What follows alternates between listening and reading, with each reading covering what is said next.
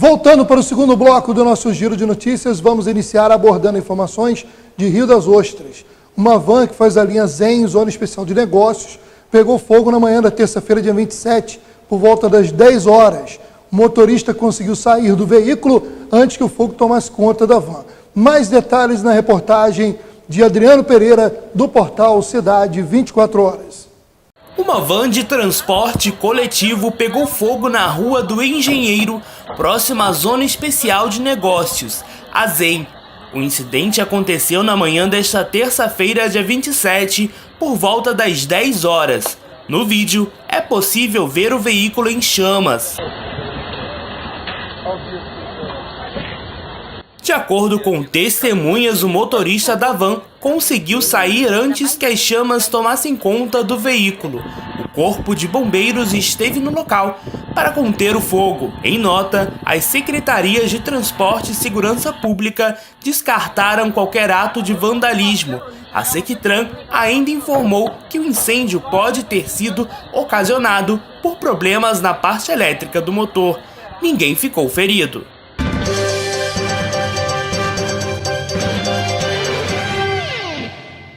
Ainda em Rio das Ostras, com o objetivo, segundo a Prefeitura, de impedir que 8 milhões de reais fossem pagos pelo município ao proprietário de uma área de 18 mil metros quadrados, formada exclusivamente por mangue, a Procuradoria-Geral do município registrou por escrito parecer pela revogação do decreto que incorporaria essa terra ao patrimônio público. Caso o pagamento fosse finalizado, geraria um grave prejuízo aos cofres públicos, pela aquisição de uma área totalmente imprópria para qualquer tipo de utilização.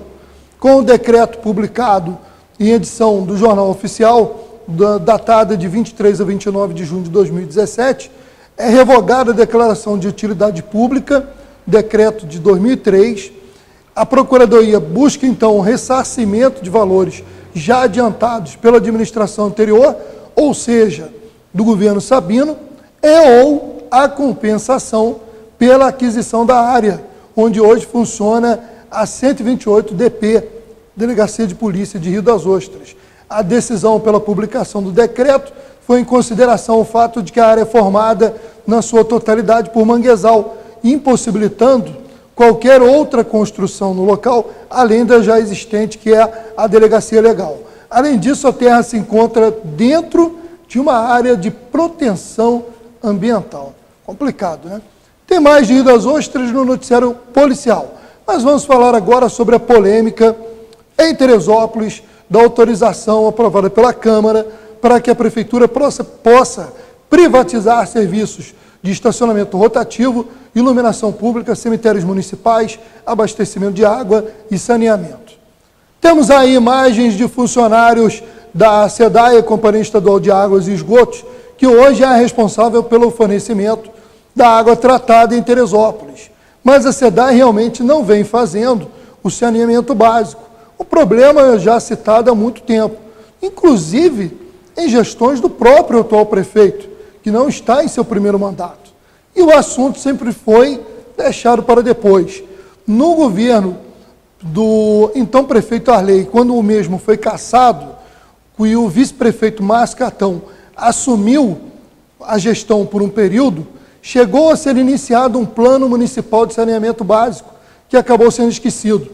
Agora vem a notícia da privatização, retirar da SEDAI e passar para outra empresa. Isso vem causando muita polêmica, muitas críticas e muitas dúvidas em Teresópolis, principalmente da maneira como foi feito na penúltima sessão antes do recesso, de forma extraordinária e sem que os vereadores sequer tivessem debatido o assunto com representantes da população ou com a própria SEDAI, que é a parte interessada. O medo de muitos consumidores é o que isso pode causar no aumento das contas d'água. Nós falamos no primeiro bloco sobre Guapimirim, onde a água é privatizada e nem por isso o serviço funciona às mil maravilhas, além de, lógico, as contas terem ficado mais caras depois que houve a privatização. Isso é uma tendência nos municípios onde água, esgoto, energia e outros serviços são privatizados. Bom, vamos trazer agora um giro de notícias nacionais. De acordo com a nova regra, somente as empilhadeiras, máquinas utilizadas para carregar e descarregar mercadorias, vão poder utilizar o GLP, o gás liquefeito de petróleo, como combustível. O GLP, o tradicional gás de cozinha, geralmente é encontrado em botijões de 13 quilos e utilizado para consumo residencial. Apesar de ser proibido utilizar em veículos, tá? Em empilhadeiras que operam em espaços restritos, com baixa circulação de ar, por exemplo, a gente vê empilhadeira no supermercado, mas você tem toda uma instalação para que ela funcione adequadamente, que não tenha vazamento de gás. Alessandro explica que o gás mais indicado para veículos é o gás natural, o GNV, e esse continua permitido para automóveis comuns. Esse gás natural é um gás que ele não se liquefaz, né? Ele tem um reservatório, toda uma normalização para utilização nele de uso veicular. E essas instalações para esse tipo de gás são uma instalação de alta pressão, diferente do butano, que é de baixa pressão.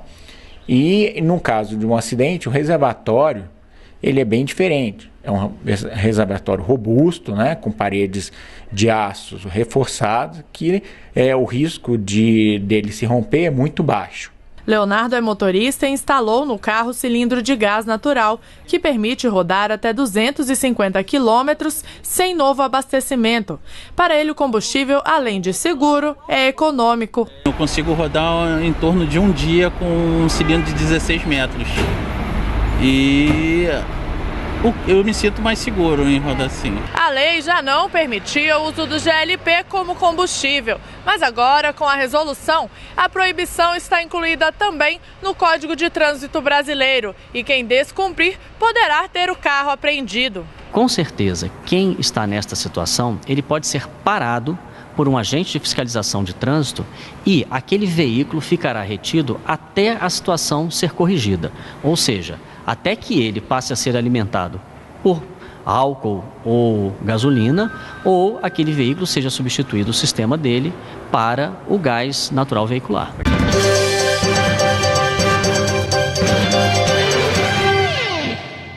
A análise da reforma trabalhista na Comissão de Constituição e Justiça do Senado concluiu a tramitação obrigatória da proposta de lei, antes da votação final em plenário. O texto que veio da Câmara não sofreu alterações pelo relator, o senador tucano Antônio Anastasia. Com isso, se a matéria for aprovada da forma como está, vai direto para a sanção presidencial. A oposição, mais uma vez, criticou o projeto, que altera a CLT e retira direitos conquistados pelos trabalhadores nos últimos 70 anos. Eles acompanharam um voto em separado do senador Paulo Paim, pela rejeição integral da reforma. Movimentos sociais organizados, liderados pela CUT, criticaram a falta de diálogo durante todo o processo. Vai tirar tudo sem conversar com a gente, porque isso aqui é uma luta de classe. É patrão e empregado. Os empresários têm essa proposta, nós não temos. Nós não queremos essa proposta.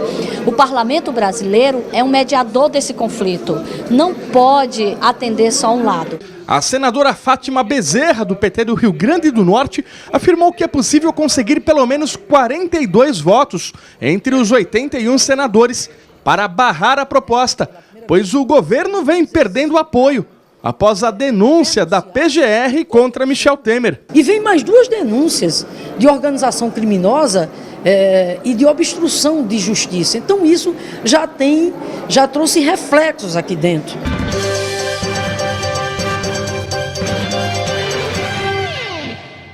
Vamos agora a notícias policiais, começando novamente por Teresópolis.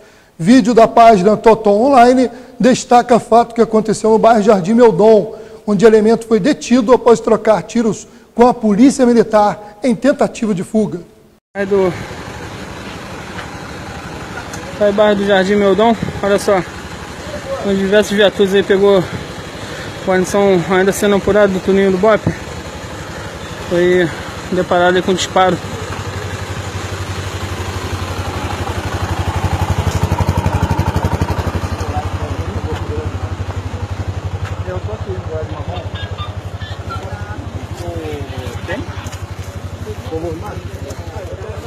Informação, o cara foi pego aqui, ó.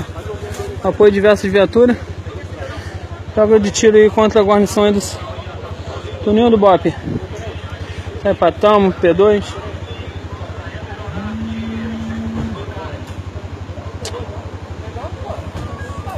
Aqui no local, um rapaz já preso. Setor Bravo, diversas viaturas aqui no local.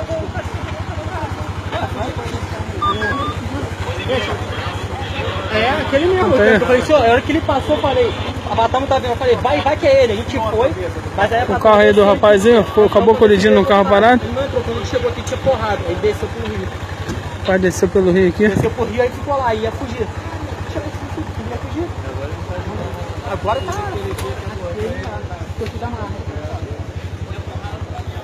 E tá ali, ó, policial Rangel, policial P. Gomes e o Ponte aí aqui no local aí, fazendo mais busca. E o Patamo aí do Toninho do Bope aí, com o elemento preso. Então tá aí. Olha os policiais militares aí. É o Toninho. Agora só mesmo caçando aí a arma. O sargento Toninho do Bope, sua guarnição. Vamos ver aqui o troca de tiro. Agora chegando a supervisão aqui no local. Tenente Castanheira. Ficamos presos aqui. Seguiu, cara, o carro. Vocês deram tiro em cima de mim, eu troquei a arma. Eu não sei de nada, eu não tenho nada, cara. Vocês me deram tiro em cima e estão me forjando ainda, meu irmão. Isso aí, só andando de ele, minha família tá me forjando. Vocês estão me forjando e eu já sei. É, rapaz. Preso aí que deu tiro aí contra a guarnição aí do sargento Toninho do Bope. Tá o efetivo aí da Polícia Militar. E a resposta aí para a população. Agora mesmo aí tentando localizar a arma aí utilizada.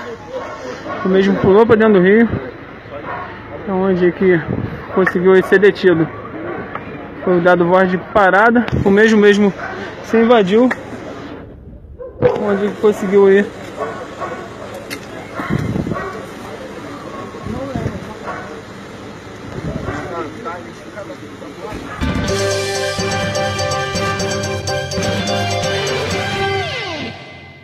Nós aproveitamos esse espaço para trazer um esclarecimento importante. Algumas pessoas têm recebido um boleto de cobrança de taxa de incêndio, mas havia algumas dúvidas se seria um golpe ou não, devido à numeração desses boletos.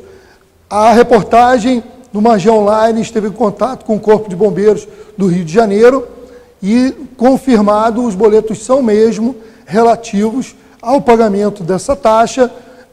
As pessoas que tiverem dúvida podem entrar no site que vai emitir uma segunda via, a pessoa fica mais garantida em relação ao documento que ela tinha recebido anteriormente. Agora, para ter todas as informações desse caso, você pode conferir no site da Rede TV+, está aí aparecendo para você, e lá você encontra a matéria completinha sobre essa suspeita de que seria um golpe, mas que, segundo os bombeiros, não é realmente uma taxa legalmente cobrada. Bom, vamos seguindo aí com o noticiário policial. Em Rio das Ostras, um homem de 30 anos foi detido e um adolescente de 17 apreendido. Ambos estavam com cerca de 1,7 kg de maconha.